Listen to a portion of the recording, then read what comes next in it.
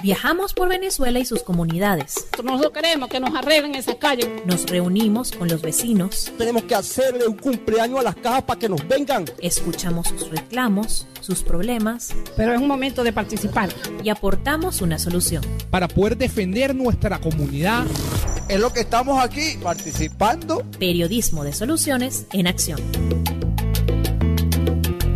Amigos de Venezuela Adentro, bienvenidos, feliz año a todos aquellos que nos están sintonizando y aquellos que se están uniendo en este momento a esta transmisión. Para todos ustedes, pues les deseamos un año próspero. Y cuando hablamos de prosperidad, pues por supuesto hablamos de economía y es lo que vamos a abordar el día de hoy. Y nada mejor que hacerlo con una persona que maneja la materia en primera línea, como es el economista y profesor del IESA, Aarón Olmos. Hablar de escenarios económicos puede resultar muy amplio, pero sin duda alguna, pues es necesario porque, bueno, la economía es como un juego de Jenga, Aarón. Tú sacas una pieza y las demás se te pueden venir también al suelo si no lo haces con inteligencia y con conciencia. Así que, bueno, bienvenido y nuevamente gracias por estar con nosotros. Es así, Mariana. Gracias por la invitación. No, bueno, sí, un juego de Jenga en Venezuela, quizás, bueno, no sé, tambaleándose sobre una cuerda floja, con un palo de agua, con mucho ruido. Hay muchas variables adicionales que en Venezuela ocurren que no pasan en otros países, ¿no? Por eso es tan particular la economía nuestra, ¿no? Y como tú lo dices, bueno, cada vez que comenzamos el año, tenemos la expectativa, la incertidumbre bueno, de saber hacia dónde se dirige esto, ¿no? Sí, Aaron, tú sabes que te pongo un ejemplo y seguramente quienes están aquí con nosotros pues pueden poner sus propios ejemplos al respecto. Este primer mes, quienes trabajamos en empresas, y bueno, más aún si tienes tu propia empresa, pero me pasó el día de hoy, pues varios de los muchachos, de las personas que trabajan conmigo, se acercaron y bueno, el planteamiento era el mismo. Oye, ¿cómo hacemos? Porque lo que ganábamos, ganan en bolívares, ¿eh? Lo que ganábamos hace 2 meses, hoy en día es prácticamente nada. Eso se llama devaluación, ¿no?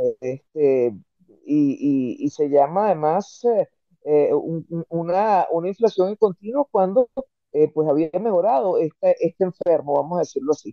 ¿Qué está pasando este año? Bueno, fíjate, tú das en el clavo, ¿no? Y no solamente a tu equipo y a ti, ¿no? Yo fui el fin de semana a comprar algunas cosas y uno cuando sale al mercado y ve los precios, experimentas esa pérdida del valor de la moneda, esa aceleración de los precios en bolívares y esa aceleración de los precios en divisas, ¿no? Hay que recordar que Venezuela tiene ya varios años con su situación monetaria y cambiaria muy distorsionada, ¿no?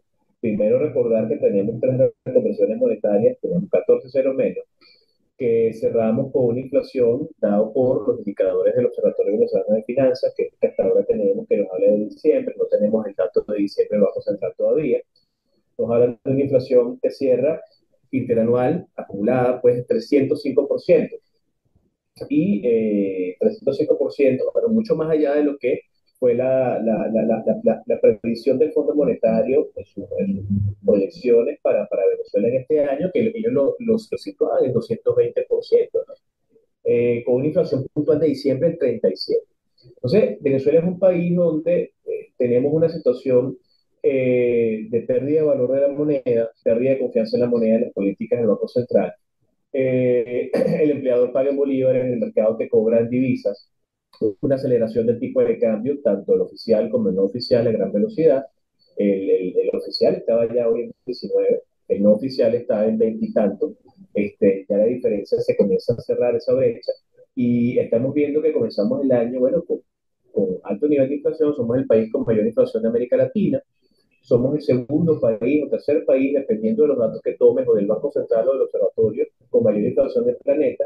Y esto hay que prestarle atención porque efectivamente, como tú bien lo decías, tiene su efecto directo sobre las personas que ganan en bolívares, independientemente de la cantidad de bolívares que reciban. Cada vez que van al mercado compran menos cosas. Y compran menos cosas no porque el empresario sea malo, sino porque el ajuste de precios que tiene que hacerse para, de alguna manera, hacer reposición, pagar inventario, generar margen de ganancia, flujo de efectivo, en una economía tan distorsionada como la nuestra, pues hace que esos precios, sobre todo en el último trimestre del año, que es natural que los precios en octubre, noviembre y diciembre crezcan, pero no crezcan a la velocidad que crecieron los nuestros, ¿no? O sea, hablar por lo menos de los 13 rubros que calcula el observatorio, hablar de 9, de esos 13 que estén sobre el 50% solamente en un mes de diciembre, es demasiado.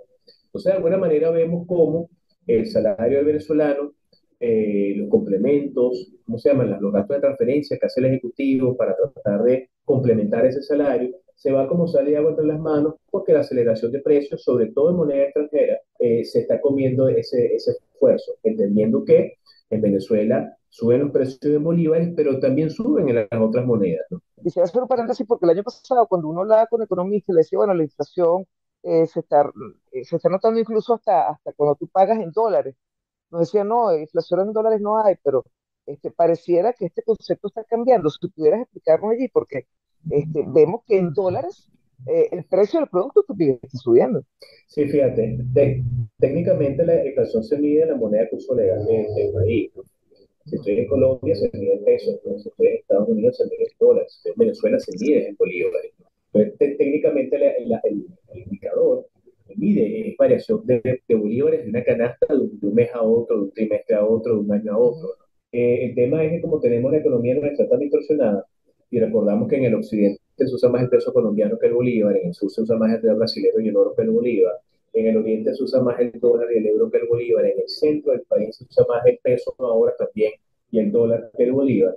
Entonces, quien ajusta precios, quien asigna precios lo hace en una moneda funcional, es decir, la moneda que más utiliza, la moneda en que más confía, la moneda que para él resguarda más valor, ¿no? ¿Y esto por qué es así? Bueno, porque un dólar es un dólar, un peso es un peso, un euro es un euro, un real es un real y el oro es el oro. Mientras que el bolívar en Venezuela, que está sujeto a esta política económica que tenemos, sigue recibiendo este efecto pernicioso de la propia dinámica nuestra. Entonces, decir que aunque hay una inflación en dólares, técnicamente no estaría bien. Sin embargo, la asignación de precios se hace no solamente en dólares, en pesos, en real, en oro, en euros, ¿sí? En cripto, inclusive en criptomonedas, ¿no? Que son equivalentes al dólar en algunos casos. Entonces, en este marasmo que tenemos de distorsión tan grande, algunos economistas han comenzado a dejar abrir la puerta y decir que hay inflación en dólares en Venezuela.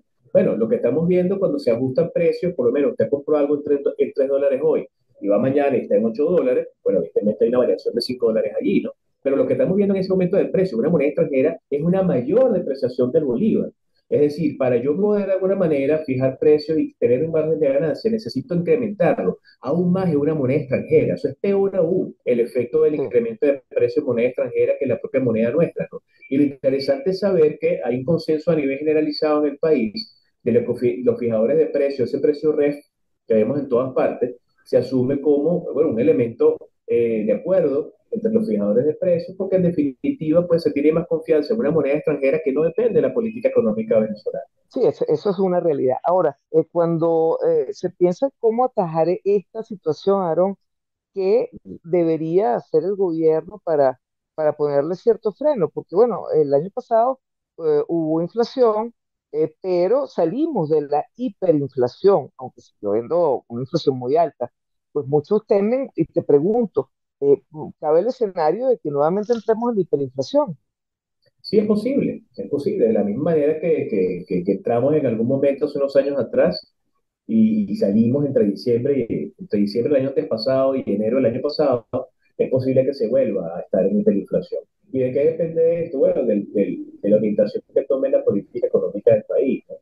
En nuestro caso, por ejemplo, los indicadores que muestra el Observatorio Venezolano de Finanzas, es decir, tener un 300% de inflación anualizado y rubros en más de un 50% mensual, bueno, ya son indicadores de hiperinflación otra vez, ¿no? El tema es saber si esto que vimos en diciembre se va a mantener en el primer trimestre del año. Y para ello el Ejecutivo tiene que implementar política económica. ¿La ha venido implementando? Claro que sí. Desde el año pasado y antepasado se habían tomado una cantidad de decisiones en materia monetaria y cambiaria principalmente. Monetaria, el tema del encaje legal, se aumentó el encaje legal un porcentaje bastante elevado, 73%.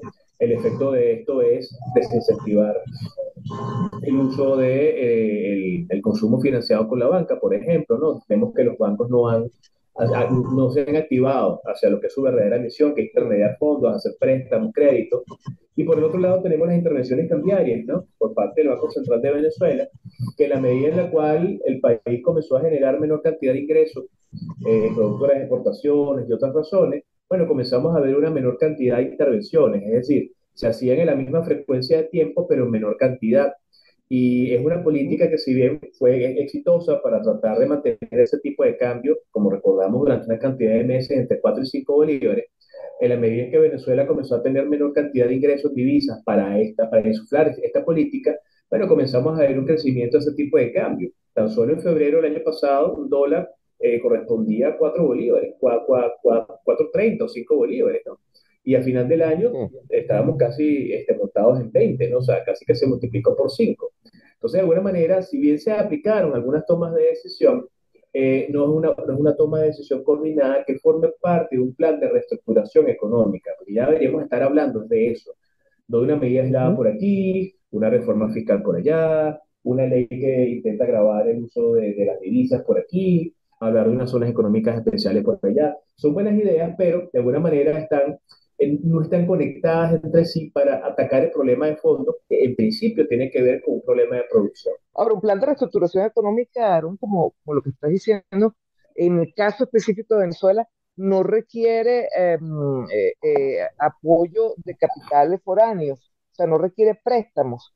Te lo pregunto porque, bueno, en esta situación que estamos, en la cual pues, Venezuela, utilizando, y no me gusta pues utilizar el lenguaje del gobierno, pero bueno, que ellos hablan ante esto, que ante el bloqueo y toda la situación que tiene actualmente Venezuela, pues no, el tema de préstamos pues, internacionales está cerrado. Este, ¿Hasta qué punto pues una reestructuración no depende de esto, digamos, de dinero fresco, como se decía en el pasado?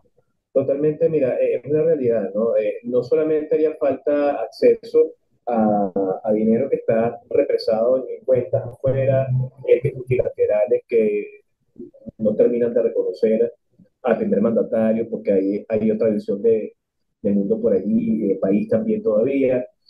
Todas estas cuestiones legales y jurídicas que se establecieron, que impidieron en su momento que el actual gobierno pues, tenga acceso a una cantidad de fondos que está por allí en cuentas en el extranjero, bueno, tendría de alguna manera que un programa de reestructuración contar con dinero fresco, ¿no? Con créditos, no solamente del sistema financiero interno, sino también externo, principalmente para poder llevar adelante un programa que habilite y reavive la actividad productiva venezolana. Indudablemente, un programa de este estilo tendríamos que tener principal actor, tendría que ser el sector empresarial venezolano, ¿no? Sector industrial, comercial, transporte, servicios, ¿no?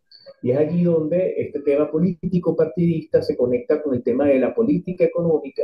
Y entonces estos diálogos y estos acuerdos tienen que darse para que los que saben producir, los que crean valor, los que crean puestos de trabajo, sigan haciendo su trabajo en los mejores términos, es decir, tengan acceso a créditos del sistema financiero, tengan acceso a divisas, no para importar productos terminados, sino quizás para importar en una primera fase bienes de capital, materia prima, para poder producir otra vez en Venezuela.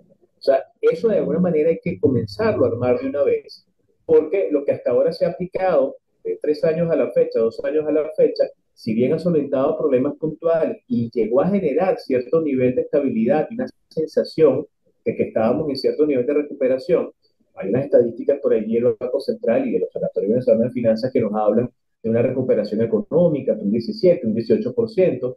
Claro que la hubo, pero no es suficiente todavía. O sea, eso de alguna manera contrasta con un 300% de inflación al final del ejercicio económico, por ejemplo. Entonces, sí, efectivamente, hay que llevar a establecer un programa coordinado donde la política monetaria, fiscal, comercial y cambiaria vayan de la mano. Cuando se habla de estas cosas, pues bueno, vuelven los discursos donde el tema de la ideología priva y allí ensarto esto con lo que nos está preguntando Ana Restrepo desde Lara. Dice, ¿cuál es la mejor respuesta cuando nos dicen o leemos en nuestros grupos de difusión que la página del dólar paralelo es la culpable de la devaluación del bolívar. Bueno, mira, eso es como decir que tú saliste a la calle y abriste el paraguas, como abriste el paraguas llovió, ¿no? Una cosa no tiene que ver con la otra. O sea, el problema nuestro monetario y cambiario tiene que ver con la mala gestión de la política económica, ¿sí? Y lo cierto es que hay que recordar también que el Banco Central de Venezuela durante una buena cantidad de años estuvo ausente de la generación de estadísticas oficiales. Tanto así que la Asamblea Nacional de ese entonces, en su Comisión de Finanzas, pues comenzó a calcular el índice de precio al consumidor, comenzó a calcular estadísticas macroeconómicas ante la ausencia de casi 3 años, ¿no?, de información macro, ¿no? Entonces, de alguna manera, hay que entender que si bien existen estos sitios web, estas páginas web, o estos indicadores que crean las personas, bueno, pues el culpable no es el indicador, realmente el culpable es la mala gestión de la política económica nuestra, ¿no? ¿Se está tratando de hacer algo? Claro que sí, pero sigue siendo insuficiente para solventar el problema. ¿Qué habría que hacer? Bueno, tomar el toro por los cuernos y decir las cosas como son.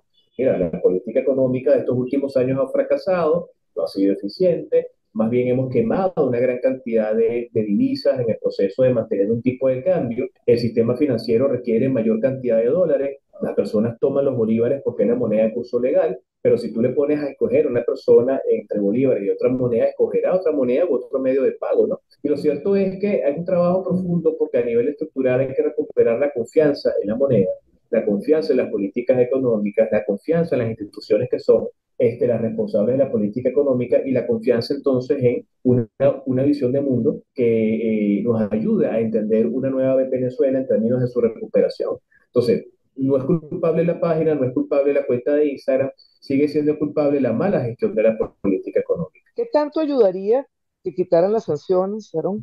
Mira, ayudaría bastante porque nada más date cuenta de este detalle, ¿no? El año pasado, Cristalina Georgieva, la directora gerente del Fondo Monetario Internacional, puso a disposición de los países signatarios del fondo una cantidad de dinero en derechos especiales de giro para que dispusieran de él y pudiesen aplicarlo, ya sea para recuperar su economía del COVID y muchas otras cosas. En el caso de Venezuela, esos son 5.050 millones de dólares. ¿Sí? Y bueno, Venezuela coloca en las reservas internacionales como parte de las reservas esos 5.050 millones de dólares, pero no están, o sea, no están disponibles, están a la vista, pero no se pueden tocar. Y no se pueden tocar porque efectivamente el Fondo Monetario no necesariamente reconoce a la actual administración como la que debería o la que constituye legal debería estar llevando la agenda del país. Entonces imagínate tú si de alguna manera se levanta todo este grupo de sanciones y se tiene acceso a esas cantidades de dinero, bueno, algo se pudiese hacer desde el punto de vista de la recuperación del aparato productivo. Esto sí va de la mano de un programa de recuperación económica, ¿no? Porque si es echarle mano a eso para seguir insuflando gastos, para seguir dando transferencias, para seguir dando cajas, para seguir dando bolsa, vamos a seguir en lo mismo. Claro. Ahora, Aaron, fíjate que el gobierno en diciembre amenazó con volver a una política de controles. Al final no pasó nada. No pasó nada, afortunadamente. ¿Qué sucedería si se retoma pues esa política de controles que vimos en el pasado? Bueno, mira, eso que ocurrió no es extraño, ¿no? Yo recuerdo cuando se tomaron decisiones de política monetaria, por ejemplo, sobre el encaje legal. Recuerdo que una tarde salió un comunicado del Banco Central diciendo que el encaje legal se suprimía, pues, o sea, se elevaba pues, el encaje hasta el 100%, ¿no? Bueno, eso en pocas horas se recogió porque la ola de comentarios y de visiones sobre lo desacertado que era esa medida, bueno, y de alguna manera el Ejecutivo tiene esa costumbre, ¿no? El Ejecutivo coloca algo, la opinión pública opina y de repente luego tú ves que lo recogen, ¿no? Y pareciera que no pasó nada, ¿no? El tema de los controles de precios siempre ha estado en el menú de acciones del Ejecutivo Nacional. Recordemos que de 2014 a la fecha, pues hasta una ley hay y hay una superintendencia para eso. Pero sabemos el efecto de las políticas de control, ¿no? Ahí ya creo que los venezolanos tenemos un PhD en todo eso, ¿no? Tratando de evitar el aumento de precios en los bienes y servicios, entonces por Gaceta se especifica cuál es el precio máximo de determinado tipo de rubro y automáticamente desaparecen de los anaqueles, apareciendo entonces luego en manos de el comercio informal mucho más costoso aún. Entonces sería pernicioso llegar a una política de control recordando que esto que de alguna manera vimos en los meses de noviembre y diciembre, que llamó mucho la atención, era principalmente porque los precios controlados aparecían en divisas, ¿no? Ni siquiera en bolívares o en petro, ¿no? Entonces, era como un reconocimiento por parte del Ejecutivo de que la moneda funcional en Venezuela no es otra sino que el dólar, ¿no? Y automáticamente fue recogido, ¿no? Como siempre, pues hay personas que ven esas cosas, hacen capturas de pantalla y se las quedan, ¿no? Pero siempre está dentro del ánimo del Ejecutivo ir a una política de control a sabiendas que tiene un efecto pernicioso. Sí, porque ya de alguna manera se ha comprobado que esto es así. Si tú tuvieras, ya nos queda muy poquito tiempo, si tú tuvieras que recomendarle, si te estuvieras escuchando, pues los asesores económicos del gobierno o la gente del gabinete económico, y tuvieras que darle unas recomendaciones muy precisas, ¿qué le pudiéramos decir? Mira, ¿qué se le pudiese decir? Bueno, ya es momento de asumir el fracaso de la política económica general en Venezuela los últimos años. Es momento de sentarse con los que de verdad producen, con los industriales, con los empresarios.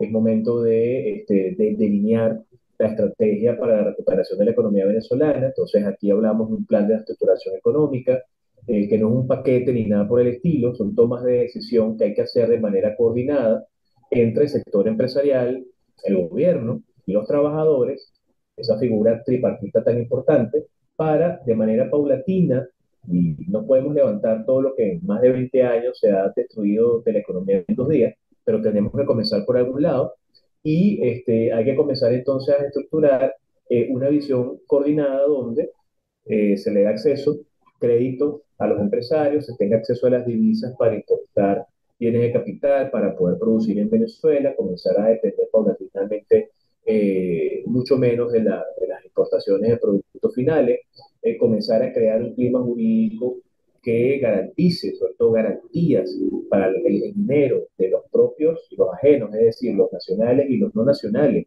Tratar de hacer a Venezuela atractiva la inversión, claro, pero tienes que darle seguridad jurídica, personal, material, tienes que garantizar movilidad de capitales, tiene que tener reglas de juego claro. Y ese es el trabajo que debería venir en estos momentos. No seguir en lo mismo. O sea, seguir en lo mismo es un pañito de agua caliente que solventa un problema hoy, pero que se convierte dentro de 9 meses en un problema más grande mañana, como ha sido hasta ahora por lo menos la Sí. política de intervención, ¿no? Se controló durante un tiempo de una manera muy costosa el tipo de cambio, pero fíjate que otra vez pareciera que está por sus fueros, ¿no? Entonces hay que comenzar a trabajar de manera coordinada para darle sobre todo certidumbre al venezolano a pie, al empresario, que se sepa que se está haciendo algo para recuperar la economía del país, ¿no? Eso es importante, porque siempre pareciera que se hace ensayo y error. Sí, ya para finalizar, no quiero irme sin esta pregunta que formula Joana. Dice, buenas tardes, ¿es posible que se cree una plataforma económica o solución económica que esté por encima de las decisiones políticas que afecta la vida de los ciudadanos?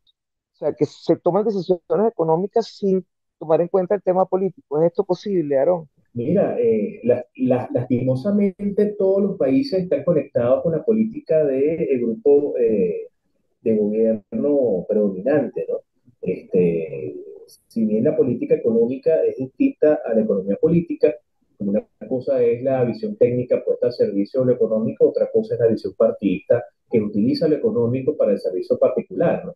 Y lastimosamente en nuestros países, en el mundo entero, lo político está en un grado interesante, muy importante, al mismo lado de lo económico y en otros países lastimosamente está por sobre lo económico.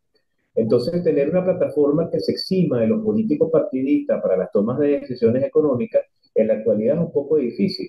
Hay instituciones que tienen que trabajar de manera autónoma y es el deber ser, que lo dicen desde el punto de vista de sus constituciones, de sus normas y de sus leyes. Pero en la parte fáctica, desde el punto de vista operativo, bueno, una institución tiene que tomar una cantidad de decisiones, pero va de la mano con una línea, con una política gubernamental. Por eso es que es tan importante en los comienzos de año, esos discursos que dan los presidentes, esos documentos de planificación, donde en teoría se dice qué es lo que se quiere hacer, y durante el año validar si efectivamente eso que se dijo se va a lograr, ¿no? Entonces, es complicado, se hace difícil, sin embargo, si todos ponemos de nuestra parte y se tiene una visión unificada, independientemente de que se tenga una visión ideológica errada, compleja, difícil, vetusta, anacrónica, pero si de alguna manera la maquinaria a nivel de la producción funciona y se orienta hacia donde debe ir, más allá de lo político, es posible que podamos ver una recuperación de una economía, más allá de un bodegón más allá de un restaurante de moda, sino de verdad podamos ver producción agrícola, producción pecuaria, producción piscícola, podamos ver exportación de productos no tradicionales, y hacia allá es que tendría que ir Venezuela. Sí. Bueno, muchísimas gracias, Aaron, por tus comentarios, por tu aporte y por tu orientación. Y por supuesto, también muchísimas gracias a todas las personas que se conectaron con nosotros y a todos los que están escuchando este podcast. Así que, bueno, Aaron Olmos, economista y también profesor de IESA, bueno, nos encantó contar contigo para esta orientación y escuchar tu posición sobre este tema, sobre la economía en el año 2023. Nos Siempre invitamos la, nuevamente para un abrazo, nos invitamos nuevamente para otra edición de Venezuela Adentro. Cuídense mucho. Chao, chao. Esto fue Venezuela Adentro. Síguenos en Twitter e Instagram como @VE_Piso_Adentro, o puedes escribirnos por nuestro correo electrónico veadentropodcast@gmail.com.